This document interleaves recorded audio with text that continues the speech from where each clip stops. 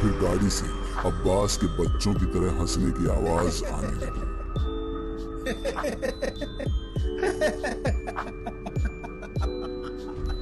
अरे मुझे ये नहीं पता था कि जिस मरियम ने डर से मेरी हवा निकाल दी थी वो खुद छोटे से मजाक पर डर जाएगी। छोटा सा मजाक अब्बास, बस रहने दो तुम।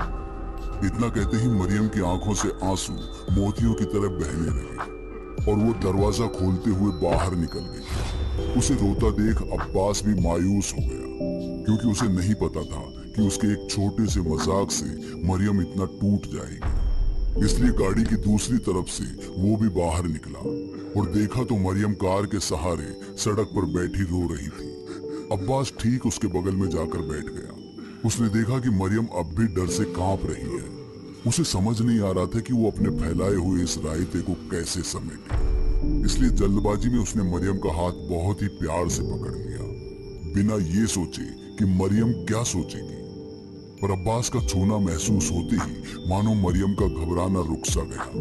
वो झुकी हुई नजरों से अब्बास की तरफ देखने लगी और एक ही झटके में उसके गले लगकर रोने लगी। अब कभी मेरे साथ ऐसा मजाक नहीं करना, मेरी जान हलक में आ गई थी।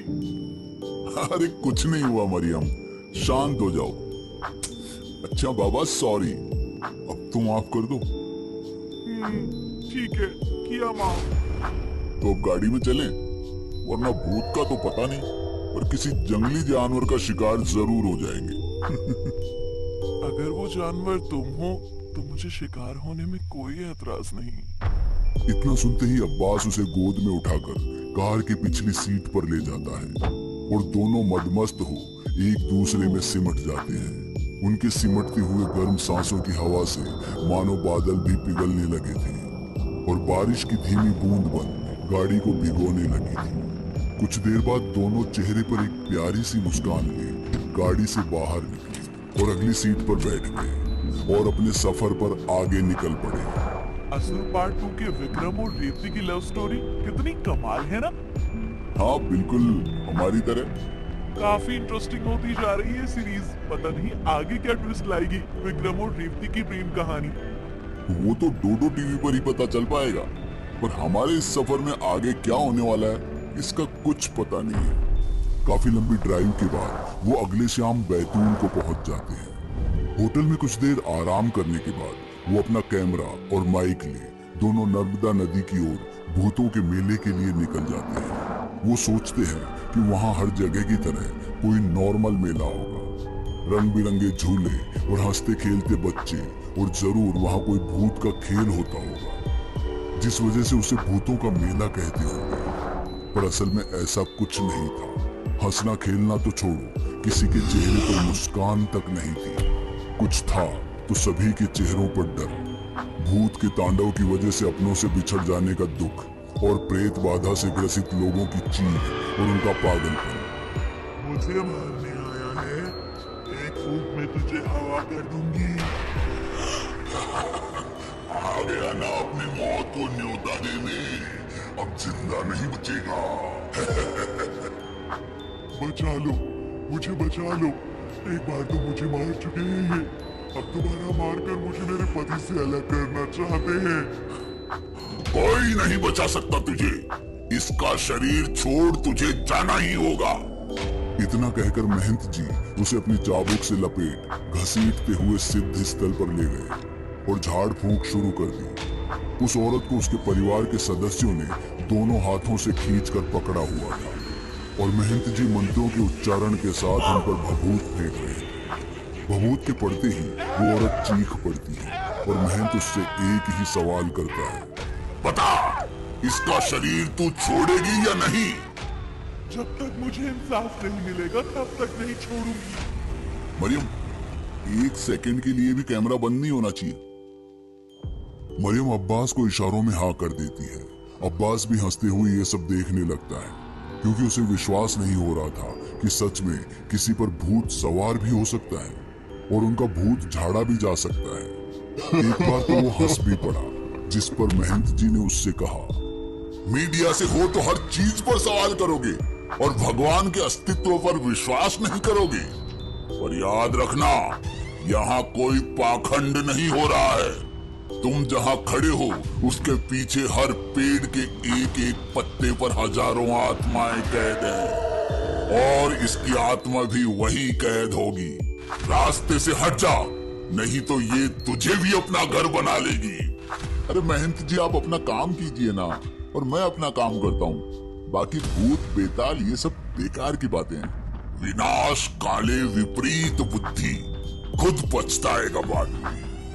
ठीक है, आप शुरू कीजिए। मरियम, जूम इन करो। महंत के समझाने पर भी जब अब्बास उनकी बात नहीं मानता है तो वो अपना काम शुरू कर देता है, क्योंकि भूतों से मुक्ति के लिए और भी कई लोग लाइन में लगे थे।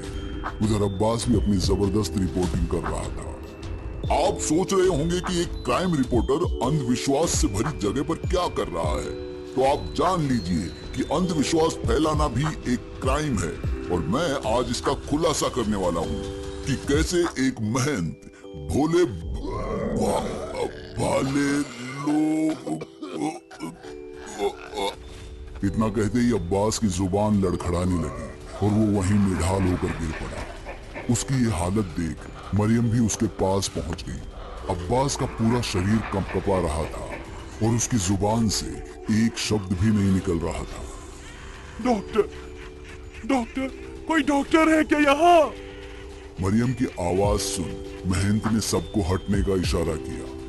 ले आओ उसे यहाँ, कहा था ना मैंने, भूतों के रास्ते में मत आना, पर मानी नहीं मेरी बात।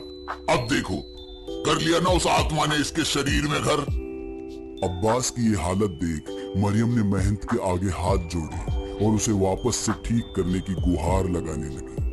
घबरा मत, महाकाल सब ठीक करेंगे।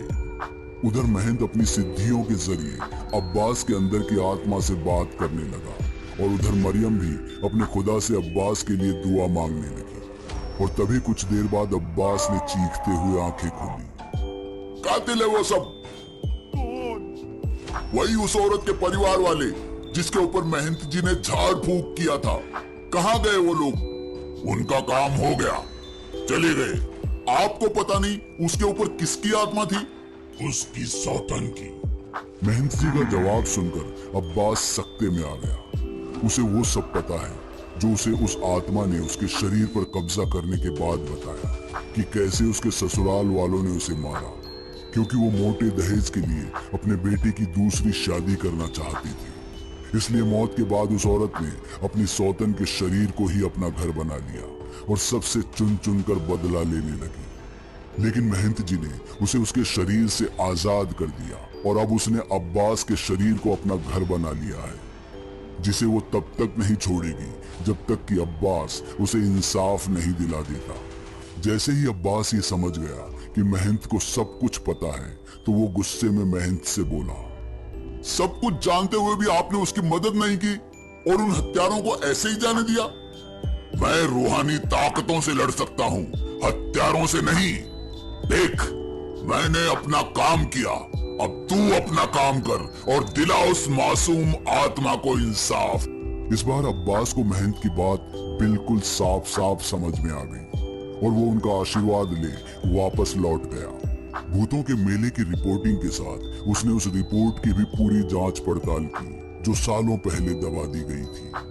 लेकिन ये इन्वेस्टिगेटिव क्राइम रिपोर्ट से सारी सच्चाई सामने आ गई और उस लालची परिवार को जेल हो गई। और अपने वादे के मुताबिक उस आत्मा ने भी अब्बास के शरीर को छोड़ हमेशा हमेशा के लिए उन पेड़ पत्तों में कैद हो गई, जहाँ कोई एक आत्मा नहीं बल्कि भूतों का मेला है।